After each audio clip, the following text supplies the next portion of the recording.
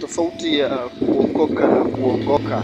Watu wanasema kwamba mimi nimeokoka, mimi ni Mkristo nimeokoka, ama mimi ni Muislamu nimeokoka. By the way, Waislamu hawatuokoki. Kwa sababu gani?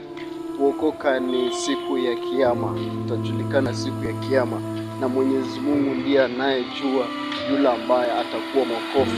Kwa sababu mfano ulio wepesi sana ni mfano wa Isa alayhi salam, ambaye wanasema Yesu Kristo yeye aliokoka. Kwa sababu gani? Mwenyezi Mungu alikubalia dua zake na akawa mtu ambaye ataingizwa peponi siku ya mwisho. Hata kina Ibrahimu hao ni waokofu, lakini sisi wanadamu ambao tunaishi duniani tunasema tumeongoka. Hatuseme tumeokoka, tunasema tumeongoka. Kwa sababu gani?